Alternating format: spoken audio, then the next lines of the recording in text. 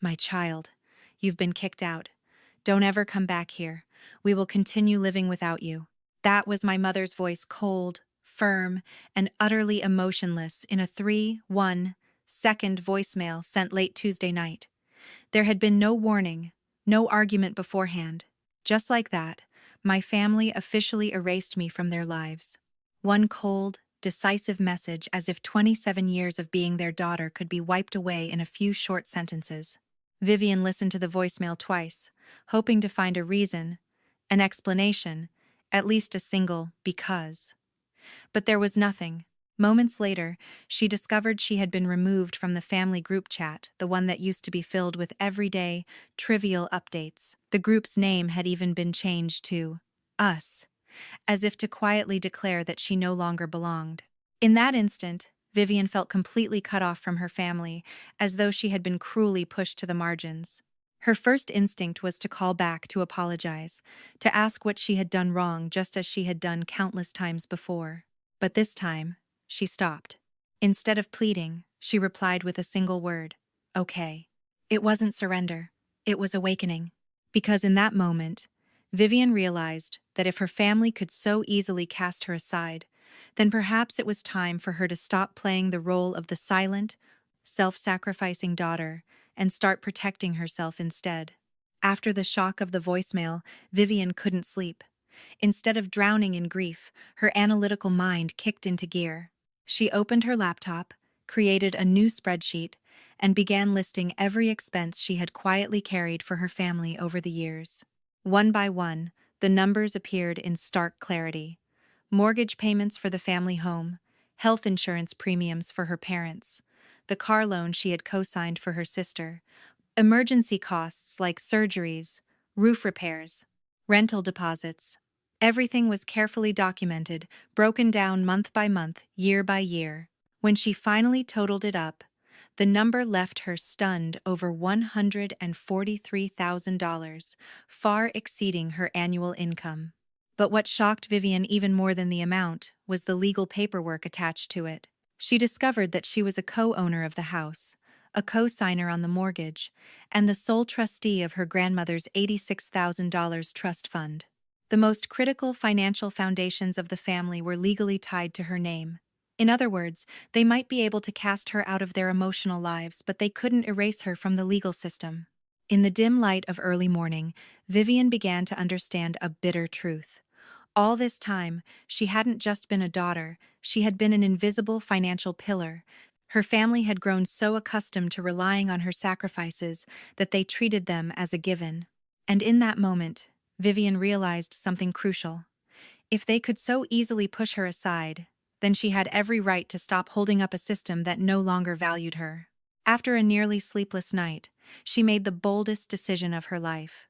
She immediately called her personal attorney and instructed him to freeze the entire trust fund, suspend all disbursements, and cancel the pending purchase of the new house her family had been counting on. It wasn't an act of revenge, it was a necessary step to protect her legal rights. For years, Vivian had put her family's needs above her own, but this time she understood that staying silent would only invite further exploitation. Once the paperwork was finalized, she sent a brief, clear email to her parents and sister, informing them that all financial support would be suspended until there could be a transparent and respectful conversation among everyone involved. There were no accusations, no emotional outbursts, just firm, legally precise statements. Vivian knew her decision would send shockwaves through the family, but she saw no other choice. It was the only way to force them to confront the truth. She was not an unlimited ATM machine. The moment Vivian pressed send, her hand trembled slightly. Yet inside, she felt something unfamiliar: relief. For the first time, she wasn't apologizing for protecting herself. For the first time, she had drawn a clear boundary and chose to stand by it. For Vivian, this wasn't just a financial decision, it was the beginning of reclaiming her autonomy and self-respect. If you've ever been taken advantage of by your own family, comment 1 to share your story and help spread this message. The family's reaction came faster than she expected. Within hours of sending the email, her phone buzzed nonstop with dozens of missed calls and a flood of messages. At first, There was confusion, then anger. Soon, harsh accusations followed. Her mother called her ungrateful, claiming she was destroying the family's future over one impulsive voicemail. Her father spoke in a tone of deep disappointment, insisting she owed the family everything she had achieved. Her sister even threatened to cut ties completely if Vivian didn't immediately restore the financial support. The words felt like familiar blades, striking the most vulnerable corners of her heart. For years, she had lived with a constant sense of guilt, believing she had to sacrifice more and more just to be worthy of love. But this time, instead of panicking, she quietly read each message and then turned off her phone. She realized that not one of them had asked if she was okay. No one apologized for the cold voicemail. No one acknowledged the pain they had caused. In that silence, Vivian began to reevaluate her family relationships from a different perspective. She recognized a familiar pattern. When she gave, they called it responsibility. When she stopped, they called it betrayal. The truth was painful, but also deeply liberating. For the first time, Vivian understood that family bonds cannot survive on one-sided sacrifice alone. That night, she wrote a short sentence in her journal. "I'm not selfish for setting boundaries. I'm saving myself." In that moment, a new foundation for her life began to take shape, one built on self-respect, clarity, and inner freedom. In the days that followed, Vivian made a deliberate choice to see a therapist. She understood that years of accumulated wounds would not disappear simply because she had made one strong decision. During long, emotionally intense sessions, she slowly peeled back layers of suppressed feelings. The fear of abandonment, the burden of carrying responsibilities meant for adults, and the distorted belief that her worth existed only when she was useful to others. Every time she spoke about her family, her voice would soften, but instead of avoiding the pain, she learned to face it. Her therapist helped her see that she had grown up in an environment shaped by subtle emotional control. Love had always come with conditions, and recognition only arrived when she met expectations. It forced Vivian to mature too quickly, to prioritize others while minimizing herself. Being cast out by her family, though devastating, became the very push she needed to confront those toxic patterns head-on. Alongside therapy, Vivian began rebuilding her personal life. She spent more time with friends, signed up for yoga classes, learned to cook, and for the first time in years, allowed herself to rest without feeling guilty. Those small, ordinary things slowly filled the emptiness, helping her regain a sense of balance and inner safety. Day by day, she realized she was no longer obsessed with proving her worth to anyone. Instead, she learned to validate herself, to appreciate her quiet efforts, and to allow herself to be vulnerable. Healing was not quick, but with every steady step, Vivian moved closer to a version of herself that was freer, calmer, and more authentic. 3 months later, when her emotions had become more stable, Vivian received a long email from her mother. The tone was no longer harsh. It was softer, tinged with regret. Her mother admitted that the voicemail had been sent in a moment of anger and financial stress, never expecting it to cause such deep pain. She asked Vivian to consider reconnecting and to let the past go. As Vivian read each line, she sensed a certain sincerity, but she also noticed something else. The letter still revolved around the family's struggles, rather than truly focusing on her feelings. Instead of responding immediately, Vivian took several days to reflect. She understood that forgiveness did not mean returning to old patterns. In the end, she replied with a brief, composed email stating that she was open to dialogue but only if everyone respected her boundaries and was willing to change. She clearly outlined her conditions: transparent communication, no emotional manipulation, and no longer treating her support as an entitlement. It wasn't an ultimatum, it was an invitation to build a healthier relationship. The moment Vivian pressed send, her hands no longer trembled. She knew she had grown through every trial and was strong enough now to protect herself. No matter the outcome, she was ready to face it because she finally understood that her worth did not depend on anyone else's acceptance.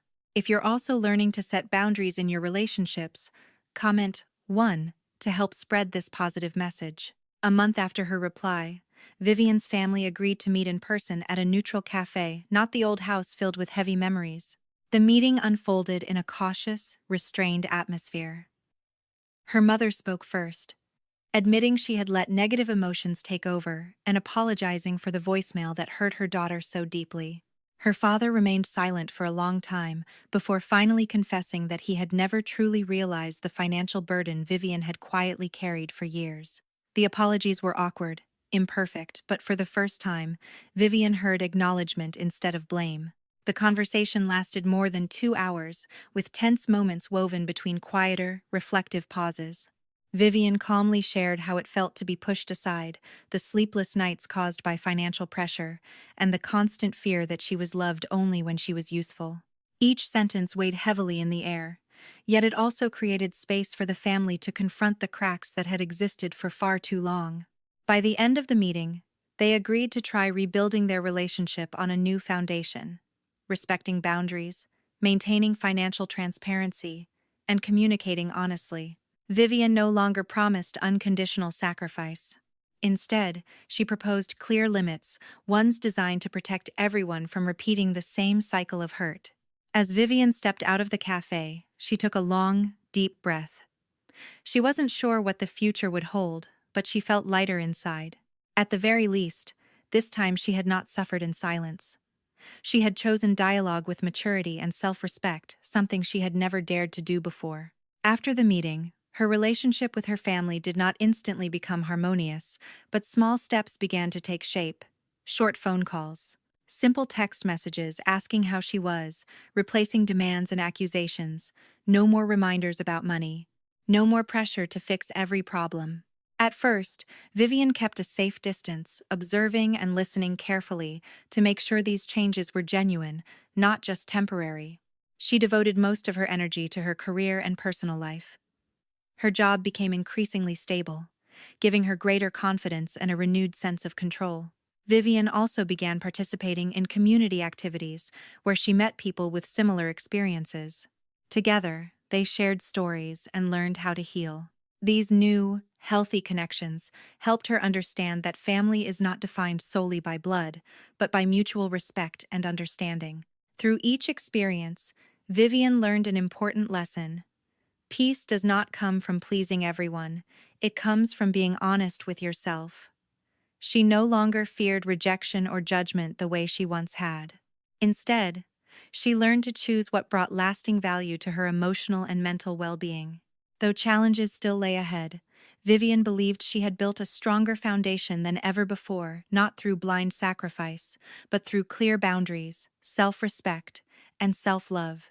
And it was that foundation that allowed her to move forward with greater lightness, freedom, and inner calm. One quiet afternoon, while organizing old documents, Vivian accidentally reopened the spreadsheet that had stunned her months earlier. The numbers were still there, but her emotions were not. Instead of pain or anger, she looked at them with calm understanding. She realized that the journey she had taken had not only protected her finances, but also helped her redefine her sense of self-worth. For years, Vivian had equated giving with love and endurance with responsibility. But in truth, genuine love does not drain a person, and responsibility does not require losing yourself. Pausing, reflecting, and recalibrating had freed her from the exhausting cycle of sacrifice, allowing her to build a more balanced life. She began setting new goals, saving for her own future, investing in her health, learning new skills, and making time for things that brought pure joy. Each goal reflected a quiet promise to live for herself without guilt. These small but intentional changes gradually brought a deep sense of peace. Looking out the window, Vivian smiled as she realized how far she had come from someone constantly afraid of disappointing others to a woman strong enough to choose what was best for herself. In that moment, she understood that none of her past losses had been meaningless. They had been the catalyst that helped her grow, become freer, and stand firmer than ever before. 1 year after the upheaval, Vivian stood on the balcony of her small apartment, watching the city lights flicker on. Her life was not perfect, but it was profoundly different. Her relationship with her family still existed, yet it now rested on clear and healthy boundaries. There were no more unreasonable demands, no crushing financial pressure. Instead, there were slower, more honest conversations built on mutual respect, Though some distance remained at times, Vivian understood that healing required patience. More importantly, she had learned to listen to herself. When she was tired, she rested. When she felt sad, she allowed herself to be vulnerable. When she didn't want to do something, she learned to say no without guilt. These seemingly simple acts became profound turning points, helping Vivian rediscover balance and inner peace. She continued therapy, seeing it not as a temporary fix, but as a long-term commitment to her mental well-being. At the same time, she invested more time in positive relationships, friends who respected and supported her. Through them, she realized she deserved kindness without having to earn it through sacrifice or endurance. As she closed this turbulent chapter of her life, Vivian quietly thanked herself for having the courage to stop, to set boundaries, and to choose a different path. She believed that although challenges still lay ahead, the foundation of self-respect and awareness she had built would carry her forward calm, steady, and freer than ever before. Vivian's story is not just about overcoming a family crisis. It is a powerful reminder of the value of personal boundaries and self-worth. In a society that often glorifies sacrifice, especially within blood relationships, many people grow up believing that unconditional giving and silent endurance are the only ways to deserve love. But in reality, blind sacrifice often leads to exhaustion, resentment, and the loss of self. Through her experience, Vivian came to understand that saying no did not make her a bad daughter. It allowed her to protect her mental health and build healthier relationships. Boundaries are not meant to create distance. They define what is safe and respectful for both sides.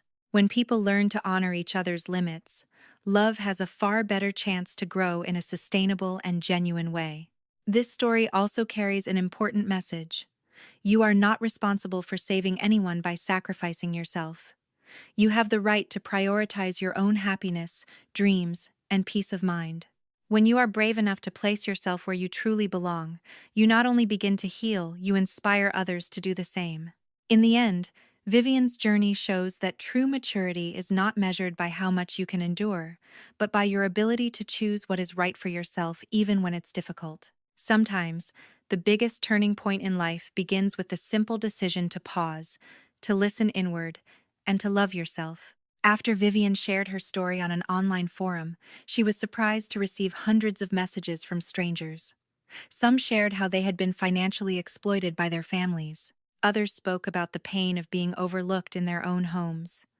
Many thanked her for giving them the courage to make changes in their own lives. As she read each heartfelt confession, Vivian realized that her experience was far from unique. So many people were silently carrying similar wounds. The responses led her to seriously consider turning her personal story into a source of encouragement. Vivian began writing a blog, sharing her healing journey, her lessons about setting boundaries, and the insights she gained from therapy. Each post was honest and unembellished, no dramatization, no judgment, just companionship for those who were still searching for a way out. Gradually, a small community formed around her blog, a space where people could share openly without fear of criticism. There, Vivian was no longer simply someone who had survived a family crisis. She became a voice of empowerment and healing. She understood that when one person dares to tell their story, they can open a door for others to step beyond their fear. Through this journey, Vivian grew even more convinced that pain does not have to end in silence. When acknowledged and transformed in the right way, it can become a source of strength. And sometimes, it is the deepest wounds that create the most genuine connections between